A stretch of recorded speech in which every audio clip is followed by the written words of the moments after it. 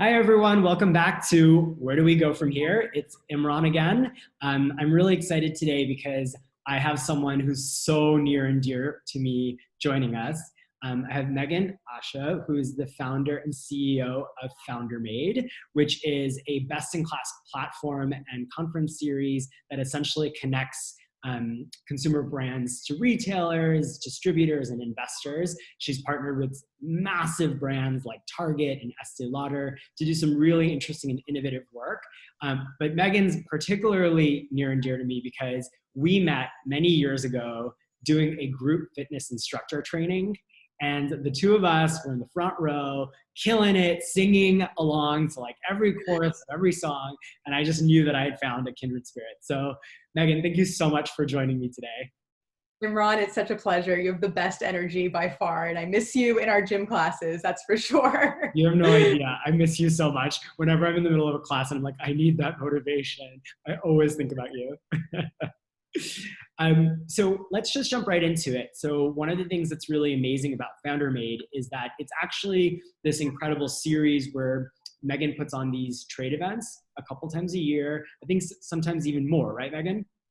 Yeah, it's anywhere from, we do 2 large-scale shows with thousands of people and hundreds of booths, and then we'll do these mini executive conferences and one-on-ones. And what's really crazy is that given the current crisis, obviously that business has been severely impacted. So what I want to talk to Meghan about today is, what happens in the world of trade fairs if you're a small, consumer brand and you're trying to connect to distributors, retailers, investors. You're kind of stuck in a lurch now. Like, what do you do? Particularly if you're a young person out there starting your own company, like, what do you do? So I guess, Meghan, the first question that I always ask is, so what's the impact been on your industry, on your business? It's so interesting. The biggest trade shows in the world have been canceled this year. I think everyone was thinking 2020 is going to be our banner year. I mean, definitely trade shows, and trade shows were not on the decline. If anything, they were definitely on the upswing, where people were still, I mean, it was a great way of getting off your technology, meeting people, doing the buyer and seller thing, really connecting to, the brands and we get sent, so we work with all different types of consumer brands in food, beauty, and wellness. We get sent products all the time. Sometimes the branding's great, but this is a way where, if you go to a 5,000 booth conference, you are able to taste, see, and touch. And so the branding might look good, but the food may be terrible. So this was a very good way for all the buyers to be efficient with their time and hit whatever categories that they needed to hit. And, with that, there was the cancellation of South by Southwest, E3, Expo West. I mean, you name it, like every major sporting event. And it's interesting because we have a ton of these big luminaries in the event industry advising us. And at first they were like, this isn't real. This isn't like a real thing happening. And just push your event one more month, Right. and really it's something that I think, even at the highest, at the largest event companies, they're still trying to figure out how to serve the buyer and the seller in the way that they were doing. And the good news for us is, we realized really quickly, and because we're, 3 years into being in the trade show game, we really realized very quickly that we still had a customer to serve, and how could we serve that need in a very efficient way, where we could still, maintain those relationships. It may not be in an in-person setting, but we could definitely still drive value through, having the brands meet the retailers. Well, I think that actually jumps right into my next question that I always ask is, well, why is that impact important, right? What are the short-term, long-term consequences of, these types of shows being disintermediated right now and or canceled and or pushed? What is this going to mean for small consumer brands that are looking to get out there, looking to build their businesses, looking to get, carried and distributed in a way that's meaningful for them? Like, what do you think? The biggest thing I would say, and this is what I think is the best thing about when you're a small consumer brand, is you're able to experiment very, very quickly. And you can actually build your base right now. You can build your base of direct consumer. The businesses that were in the most trouble after this happened were the ones that were either they were distributing only in offices, and that was their whole strategy. Is they were a beverage company that were only doing all Google, Facebook, you name it, all the offices. All of a sudden, the offices are closed. So what are you going to do if 80% of your business is that, and you didn't build a great direct consumer strategy or a great retail strategy? Then you're literally sitting there having to rebuild your business. So what I've been telling all these smaller brands is, first of all, this is the best time for you to actually test out your SKUs. You can get a direct relationship with your customers. There's no shame in calling your customers when they do a purchase order and understanding how they like the product and really getting, I think this is a time, and you could use the next 18 months to experiment with your brand, figure out what SKUs actually are working. And then you can go into retail. I think you can. And the other part is buyers are still buying. Buyers are still, product discovery is not, actually, I think product discovery is something that is even more important now, because we're all sitting at home and we all have attention, and we all are like, wait, wellness, tell me what the next wellness product, please give it to me. And that's like wellness, beauty, like, anywhere from the face up is like, we're winning over here. So exercise equipment, you name it. So I think product discovery, I think, is a huge thing that's happening in the industry, and retailers are very, very excited. All the retailers I'm talking to are still saying, hey, send me anything wellness, send me anything beauty in these certain categories, because we're still like, we have a bunch of people that are still, direct consumer sales has gone up. It actually hasn't gone down, right? This is, retail sales, yes, retail sales from, the bigger retailers and with the malls closed have all gone down, but actually online sales has gone up. So I think you're in a great, or anyone who's building a consumer brand right now is in a great position to use these next 12, 18 months to really innovate on your product, talk to your customer directly, and build that other side of your business. If you weren't focused on building the side of your business that was direct consumer, build it. Because you can start creating a community. A great example of this is Hint Water. Kara, they focused on direct consumer, which I know you love, and I love her too. And Hint Water is a flavored water. They started 12 years ago. They were initially, most of their strategy was in offices. They ended up building 40% of their customer base is all direct consumer. They're selling off of direct from their website.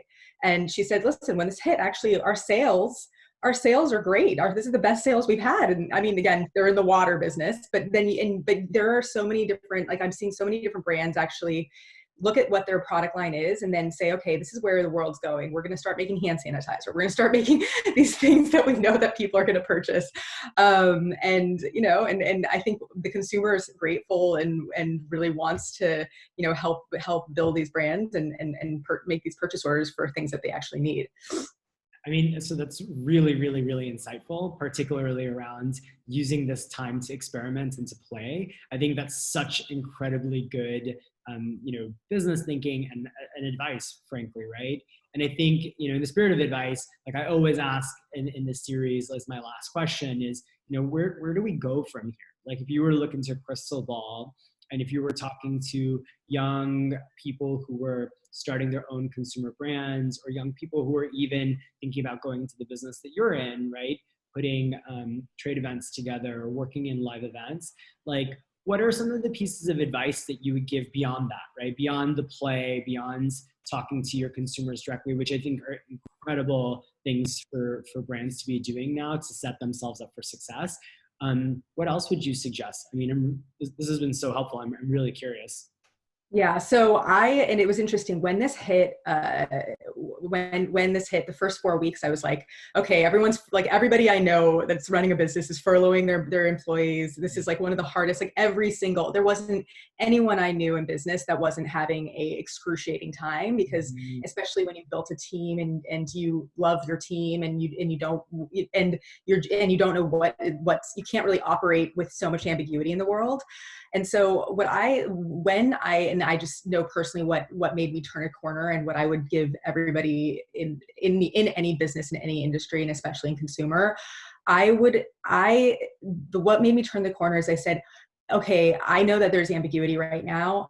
I am better if I can just operate with this is the way the world is for the next 18 months, and I run my business the way that the world, and maybe it's forever. Maybe we're never able to see again. I don't think that's the truth. I think that, people are going to be dying to go to events.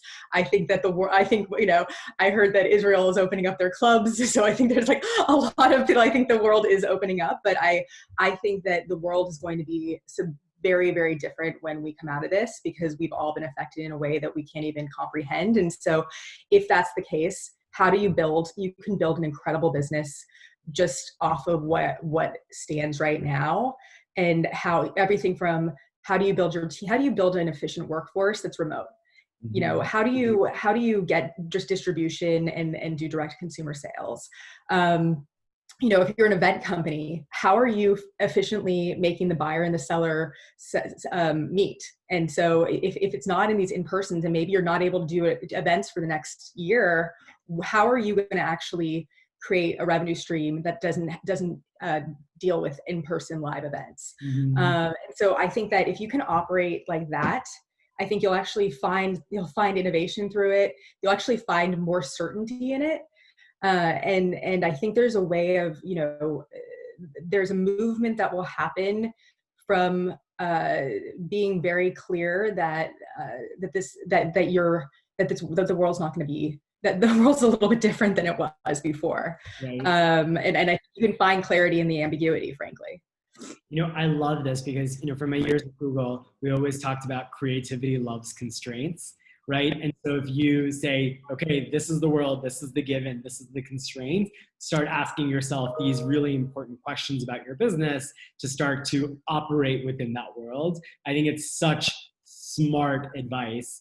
And, it might be actually be really interesting. I say this on some of my videos, that in like a year or so to maybe perhaps chat with you again to see how much of that plays out in terms of you yourself asking yourself those questions and where you take Foundermade.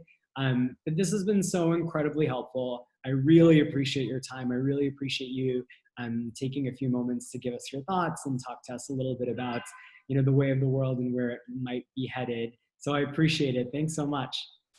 Amazing. I think this is a time where the biggest businesses, there's going to be major innovations and major businesses built from the constraints. So for all those that are looking for some hope, there is hope, and it's just keep going. That's the wonderful thing about the human spirit, and it's something that I think we're all being tested on right now. And if I can believe anyone can make that happen, I believe in you to make that happen. I will say one thing for the audience out there. I went to one of Meghan's Foundermade events at the end of last year, or maybe even middle of last year. And I have to say it was such an incredible experience to see how alive it was, to see all these folks coming together and really connecting. And I'm sure if anyone can figure out a way to make that virtually happen, you're the person to do it. So let's see what Foundermade does next. Thanks so much, Meghan. Appreciate it. Hi, thank you. Talk soon. Bye.